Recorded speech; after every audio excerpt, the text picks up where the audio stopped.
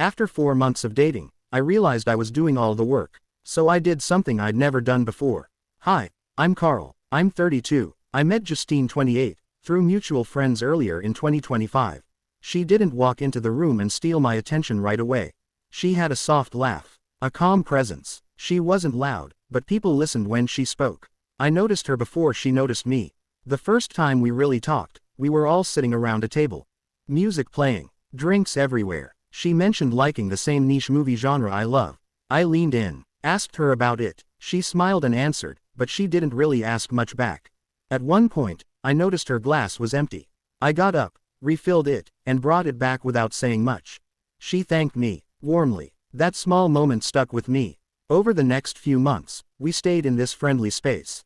We talked at group events. Sometimes in group chats. We bonded over hiking trails, films, and random shared interests. The conversations were always pleasant, easy, but if I'm being honest, they almost always started with me. I was the one saying things like, "We should all check out the new show. We should plan a hike sometime." She would agree, smile, say, "Yeah, that sounds fun." But she never followed up, never initiated. At the time, I didn't see it as a problem. I framed it kindly in my head. Maybe she's shy, maybe she's just laid back, maybe it's a green flag, she's not needy or chasing attention. But sometimes, late at night, I'd question it. Is she passive, or just uninterested? Is this calm confidence, or someone who expects others to do the work? I wrote about it once. Just a line in my notes. I'm not sure if I'm being patient, or if I'm already compensating. Then one night, something shifted. We were with friends again, and she shared something a little more personal. Nothing huge, just a brief comment about feeling stuck in life, said half-jokingly. The group moved on quickly, but I didn't. To me, it felt like a door cracked open. I told myself, maybe she just needs someone to meet her halfway. Maybe if I take the lead, she'll open up more. Maybe this is the kind of connection that grows slowly, if handled gently. So I decided to give it a real shot. I didn't see it as chasing. I saw it as effort. Our first real date came near the end of the year. I planned it, carefully. A place I knew she'd like. Good food. Quiet enough to talk. The night itself was great. Justine was warm, smiling, present. She laughed at my jokes. She leaned in when we talked. When I walked her to her car, she hugged me tight and said she had a really nice time. I drove home feeling light, hopeful. I thought, okay, this could actually turn into something. The next morning, I woke up smiling. And then, nothing. No good morning. No last night was fun. Hours passed. By lunchtime, I caved and texted her first. She replied quickly, friendly, engaged, even funny. That became the pattern. When I looked at my phone honestly, it was obvious. A wall of messages from me. Shorter bursts of replies from her. Not bad replies. Not cold. Just. Always in response. Never starting. I started noticing timestamps. Her first text of the day always came after mine. Never before. Date 2 went well too. Again I planned it. She showed up. Looked great. Seemed happy. I drove home feeling good. But something small started to itch. By the third date, I asked her. Any cravings? Anything you feel like doing? She smiled and said, surprise me. In the moment, it felt playful. Flirty even. Later that night, while scrolling through restaurant reviews and planning routes, it felt different. It felt like the work was fully on me. Around this time, things got physical. It happened naturally, and it was good. But after, something felt incomplete. She'd roll over and fall asleep. Or get up to make tea. No long talks. No lying there, sharing thoughts. The intimacy felt like an event. Not a bridge to something deeper. I didn't panic. Not yet. I told myself I was overthinking. Everyone moves at different speeds. Still, a small seed had been planted. At some point, my gut stopped whispering and started asking questions. So I decided to test things. Not to play games, but to see what would happen if I stepped back. One morning, I didn't send the usual good morning text. I told myself I was just busy. But really, I was watching. On my commute, I checked my phone at red lights. At my desk, I flipped it face up, then face down. Nothing. By lunch, there was still silence. Not even a, hope you're having a good day.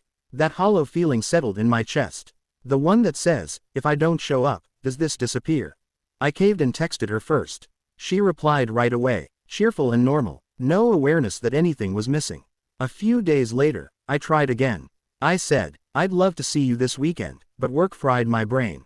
Do you have any ideas? Her reply came after a bit.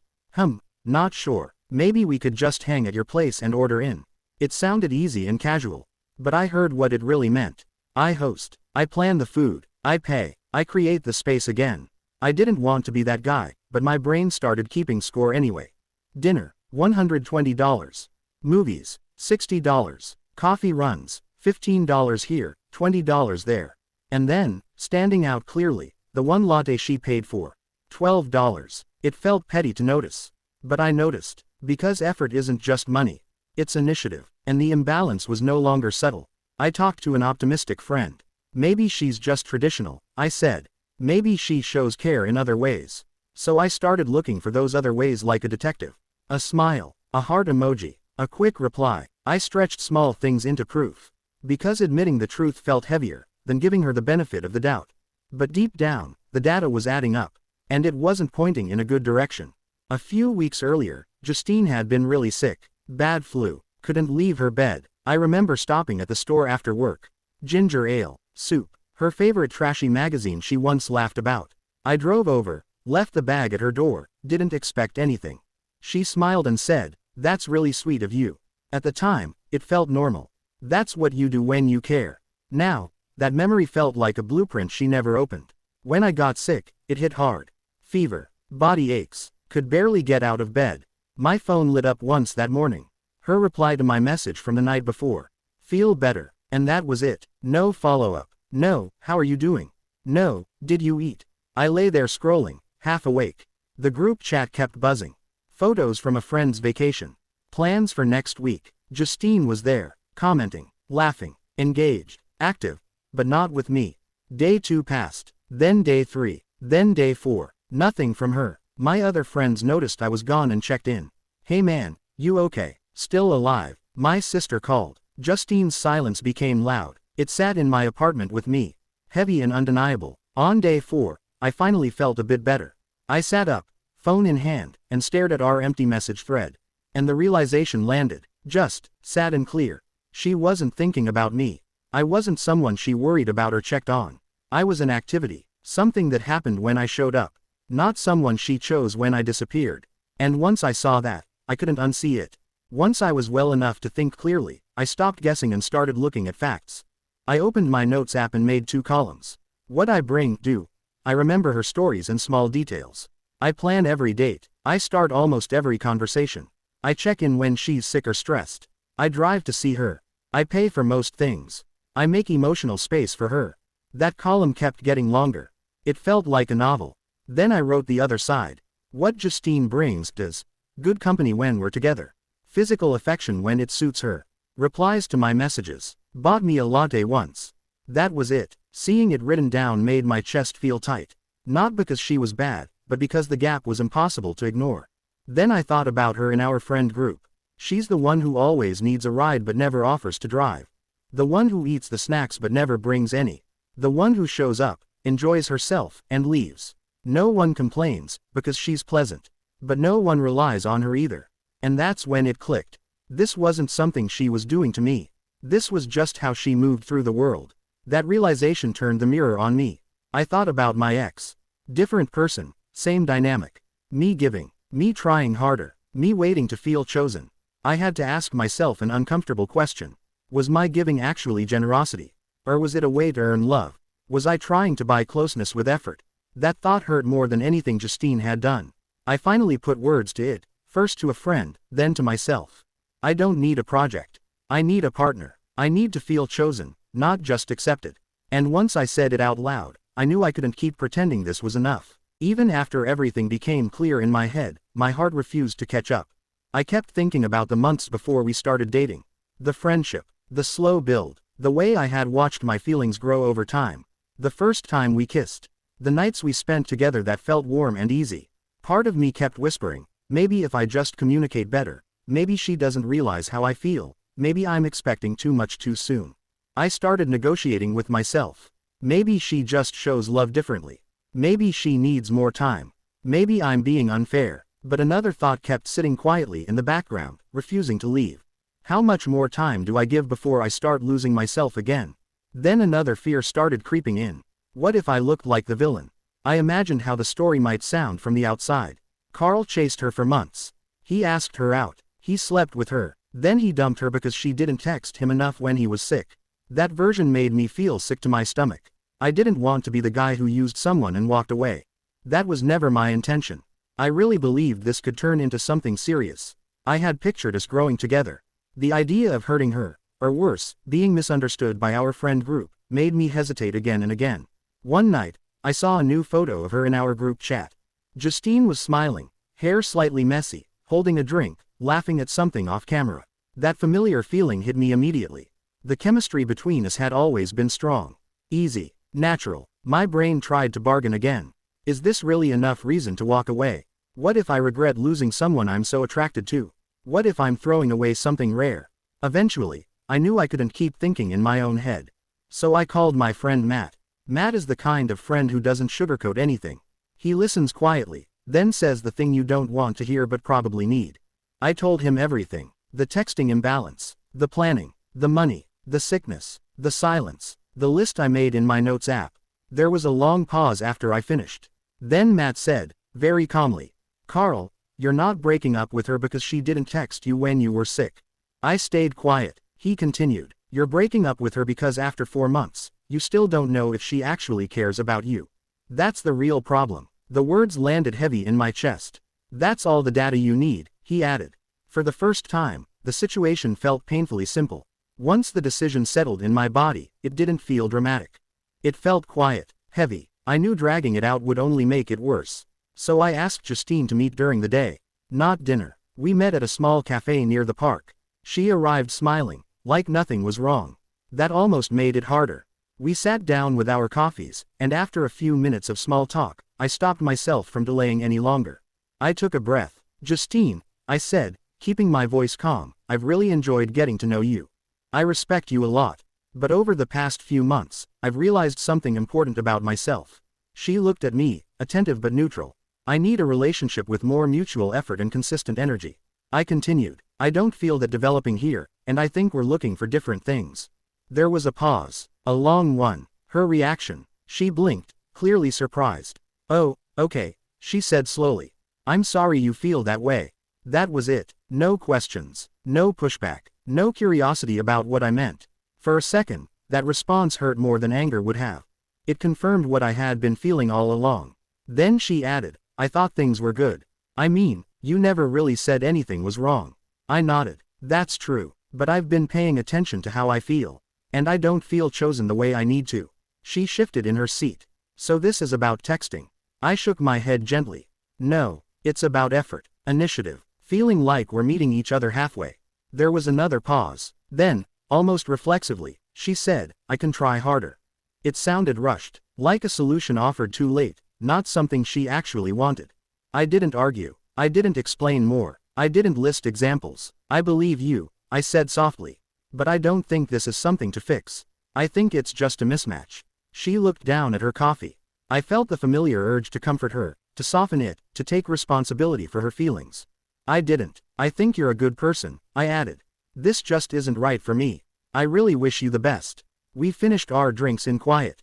No drama, no tears. When I stood up and walked away, my chest felt tight. I was sad. I was grieving what I had hoped this could be. But underneath that grief was something else. Relief. For the first time in months, I wasn't trying to earn interest. I wasn't waiting for a response.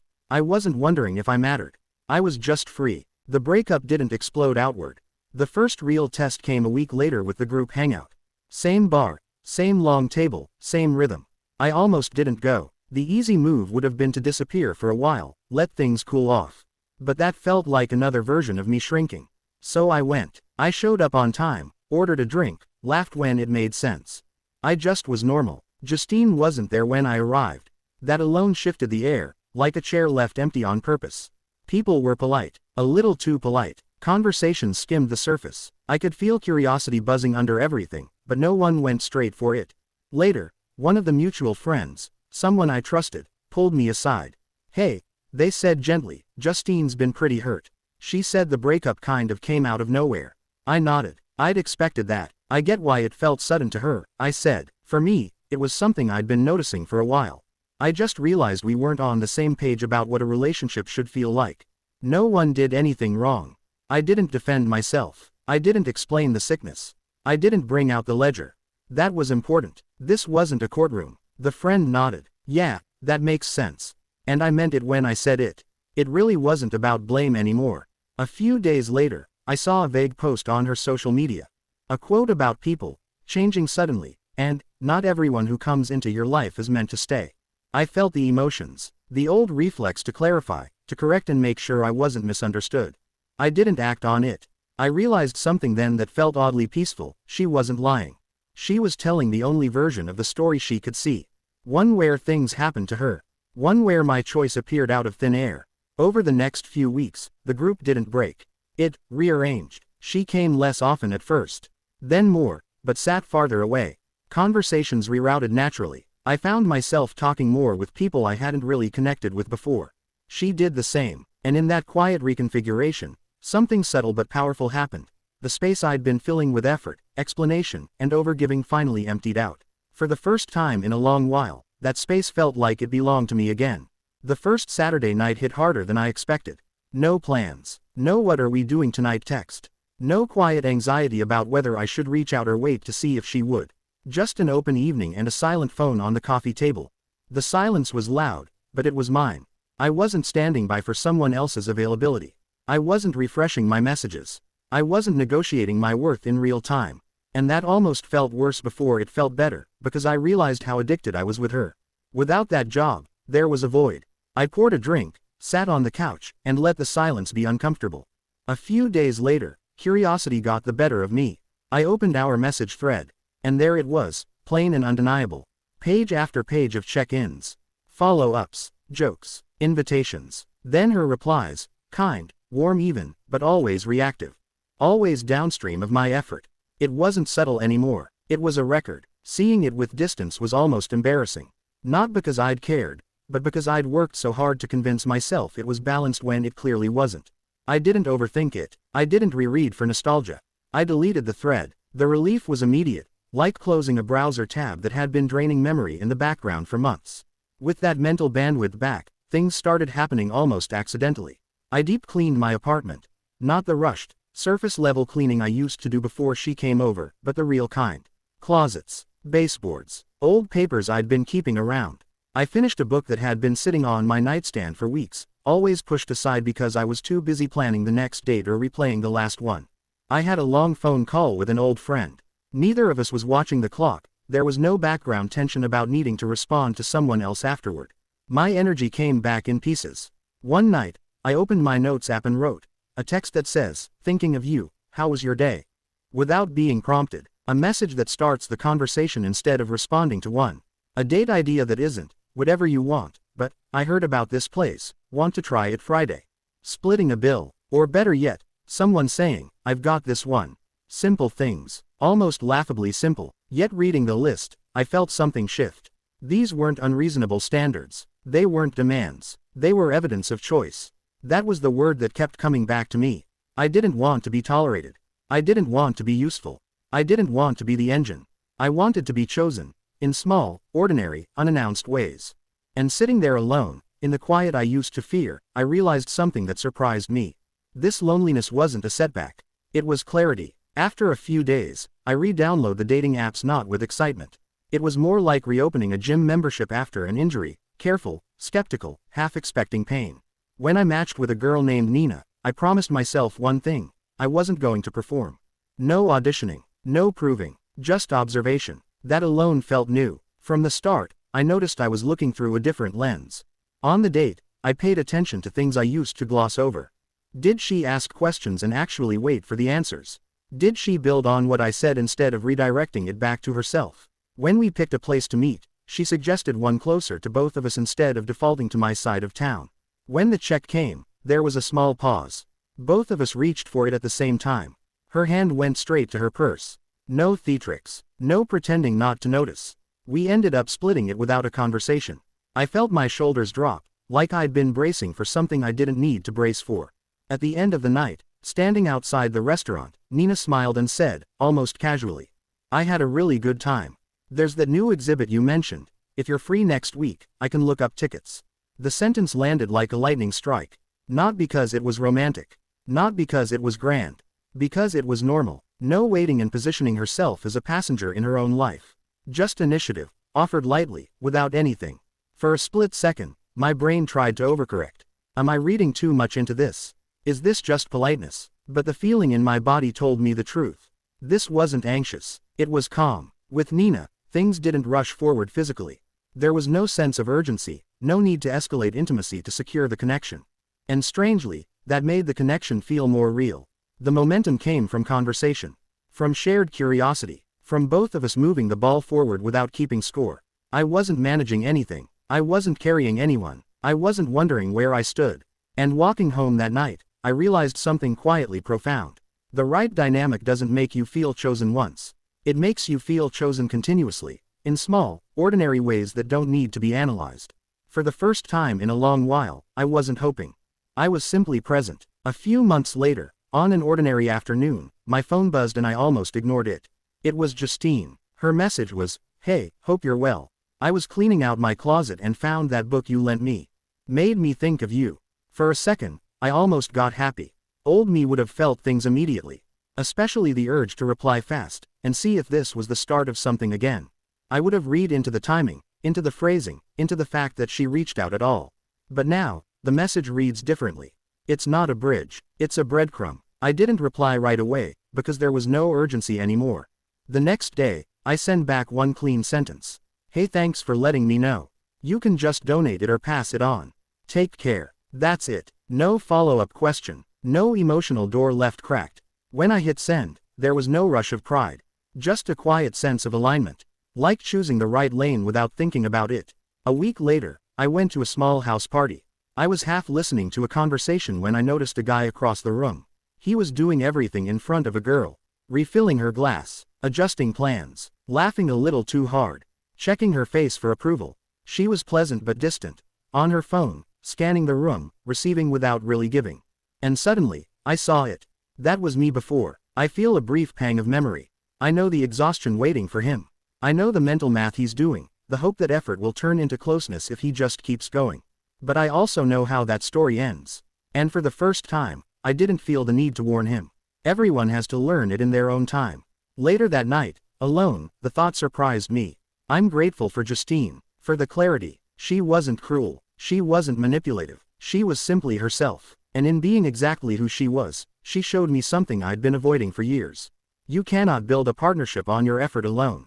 I'm seeing Nina now. We disagree sometimes. We get tired. We misread each other now and then. But the effort goes both ways. If I plan one date, she plans the next. If I'm stressed, she notices. If she's quiet, she explains instead of disappearing. It feels both mundane and amazing. There's no guessing game. No silent tests. No waiting to see if I matter enough to cross her mind. I'm not dating her potential. I'm dating her behavior, as it shows up, over and over again. One night, my friend Mark looked at me across the table and said, almost casually, "You seem lighter, less stressed." And he's right. I'm not carrying that invisible weight anymore, the job of keeping the connection alive by myself. I'm not managing someone's emotional engagement like it's a fragile project that might fall apart if I stop trying. Later, alone, I thought back to that weekend I was sick. The bed, the fever, the 4 days of silence. For a long time, I thought that moment was the problem. Now I see it was the gift. Her absence wasn't confusing. It was clear. It told me everything I needed to know, without saying a word. These days, I'm planning a weekend getaway with my partner. There's a shared note on our phones. Places to visit, cafes to try, trails to hike. I add a few ideas. Later I see she's added more. I look at the list and feel something unfamiliar but steady. Peace. I'm not the only one giving anymore. I'm not pouring energy into a void. I'm part of a circuit now. And for the first time in a long time, the energy flows both ways.